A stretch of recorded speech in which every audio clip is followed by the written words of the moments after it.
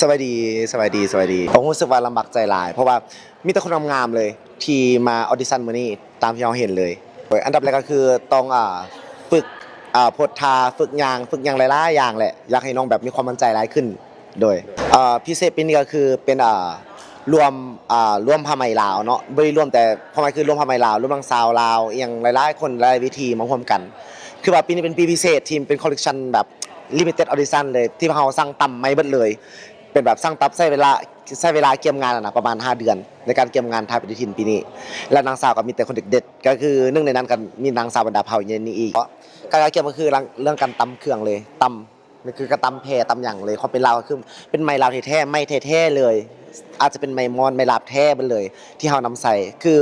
มูลค่าเกือบฮอด500,000 บาทในการถ่ายปีนี้ตัวมูลค่าสูงสุดที่ว่าได้ตลาดเคยเห็นมาแม่นระยะ5 ปีที่เราเคยถ่ายปฏิทินมานะคือปีนี้เป็นปีแรกที่ทุ่มงบประมาณหลายบอกว่าจะเป็นการแบบการถ่ายแบบวิดีโอมีทั้งหมด4วิดีโอที่จะมาถ่ายให้4กล้องถ่ายรูปมาถ่ายให้แล้วก็การตำการแบบลิ้นเครื่องลิ้นหยังมันทุกอย่างมันเฮาเกี่ยมมาเบิดเลยตัวนี้มันห้านก็คือเฮาจับจุดลูกค้าเนาะว่าตรงๆก็คือว่าลูกค้าอยากมาเซาเครื่องปกที่ผ่านมาเฮามีแต่รับตัดอย่างเดียวก็เลยว่าตอบสนองตามลูกค้าต้องการก็เลยว่าเฮ็ดร้านเซาขึ้นมาเพื่อให้กับเจ้าแบบได้เซาทั้งผู้หญิงและทั้งผู้ชายพร้อมอยู่ติดกันเลยเพื่อแบบความสะดวกของลูกค้าเองนั่นแหละก็คือลูกค้าต้องการกันเลยตอบสนองให้เลยเปิดร้านใหม่ล่าสุดปีนี้ถือว่าเป็นปีพิเศษเลยเพราะว่าเฮานำเอาแบรนด์เนมเข้ามาอยู่ในแบรนด์ของคือกันของแบรนด์ลาติโนคือกันเนี่ยให้เบิ่งทางในจะเป็นความลิมิเต็ดและเป็นผ้าที่แพงก็คือแมตช์นึงก็คือสุดหนึ่งก็ตกอยู่ประมาณ 50,000 อัพ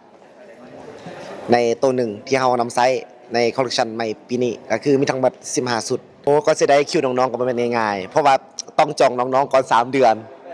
คือเวลาเฮาเฮ็ดงานใดงานหนึ่งก็คือต้องจองคิวน้องๆก่อน3 เดือนเสมอเพราะว่าแต่ก็ต้องขอบใจน้องๆที่ให้เกียรติแบรนด์เฮาที่มาร่วมถ่ายแบบในแบรนด์เฮาที่ว่าต้องขอบใจกับเจ้าหลายๆขอบใจบ๊ายบาย